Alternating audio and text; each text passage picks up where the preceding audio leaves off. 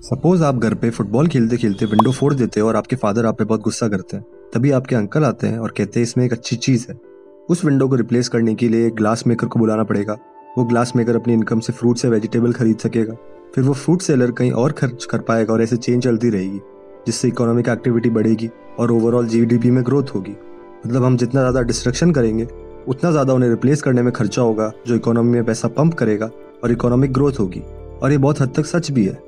मगर क्या सही में इकोनॉमिक ग्रोथ हुई? पहले भी एक विंडो थी, अभी भी एक विंडो है, और जो कम है वो है आपके फादर के पैसे। ये फैलेसी है, क्योंकि अगर वो विंडो कोई तोड़ता नहीं और आपके फादर उन पैसों से एक नया सूट खरीदते, वो सूट सेलर अपनी इनकम से फ्रूट्स या वेजिटेबल खरीदता और चेन वैसे ही आगे बढ़ती और ऐसे ही वापस इकोनॉमिक एक्टिविटी और जीडीपी में ग्रोथ होती। मगर यहाँ आपके फादर के पास विंडो भी है और नया सूट भी। आपके अंकल ने इस सिचुएशन में ये तो देखा कि यहाँ जॉब्स क्रिएट हुई है, मगर यहाँ उन्हें ये नहीं दिखा जो आपके फादर को सैक्रिफाइस करना पड़ा। इसी सैक्रिफाइस को इकोनॉमिस्ट अपॉर्चुनिटी कॉस्ट कहते हैं। जब हम रिसोर्सेज को किसी चीज़ के लिए यूज़ करते हैं, जैसे इस केस में विंडो को ठीक करना, हम अपॉर्चुनिटी मिस कर देते हैं उस रिसोर्स को दूसरी जगह यूज़ करने की। सुनने में ब्रोकन विंडो फैलेसी एक बहुत ही ऑब्वियस बात लगती है। डिस्ट्रक्टिव एक्टिविटी से आखिर कैसे इकोनॉमिक ग्रोथ होगी? ब्रोकन विंडो का मतलब यहाँ ये नहीं है कि डिस्ट्रक्शन से वेल्थ क्रिएट होगी। यहाँ मतलब ये है कि कोई डिस्ट्रक्टिव चीज़ जैसे एक विंडो का टूटना भी इकोनॉमिक ग्रोथ को बूस्ट कर सकता है। और ब्रोकन विंडो सिर्फ चीज़ों के तोड़ने या डिस्ट्रक्टिव एक्टिविटी तक लिमिटेड नहीं है। ये एक कोर कंसेप्ट है हमारी मेन स्ट्रीम पॉलिसी मेकिंग में। एक ब्रॉडर एग्जांपल देखते हैं।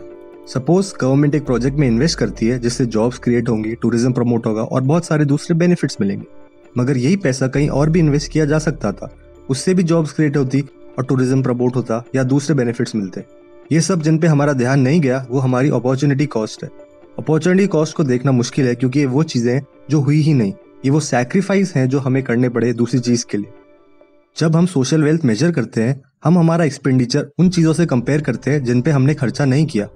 अगर हमारा यूसेज ज़्यादा बेनिफिशियल है, मतलब हमने वेल्थ जनरेट की है। और अगर हमने चांस मिस कर दिया अपने रिसोर्सेज को सही यूज़ करने का, मतलब हमने वेल्थ डिस्ट्रॉय की है। यहाँ मॉरल ऑफ द स्टोरी ये नहीं है कि आप इकोनॉमी को प्रमोट करने के लिए कास्ट तोड़ने लगो, या मैं किसी भी तरह से गवर्नमेंट के डिसीजन को गलत बता रहा हूँ या किसी पॉलिटिकल लीडर को अंडरमाइन कर रहा हूँ। मैं बस आपको एक रिलेटेबल एग्जाम्पल से समझाने की कोशिश कर रहा हूँ। देखो, वर्ल्ड रिकॉर्ड्स यहाँ भी बनते हैं और यहाँ भी। हम कुछ भी करते हैं उनमें एक अपॉर्चुनिटी कॉस्ट हमेशा रहती है। इसलिए बहुत ज़रूरी है कि हमें इतनी समझ तो हो कि जिन चीज़ों को हम परस्यू कर रहे हैं उन्हें हम वैल्यू भी करते हैं क्या। क्योंकि हम एक एक्सपीरियंस को चुनते हैं काउंटलेस एक्सपीरियंसेस को सैक्रिफाइस करके। और ये सिर्फ पॉलिसी मेकिंग के लिए नहीं, बल्कि आपकी day to day life decisions के लिए भी उतना ही इम्पोर्टेंट है।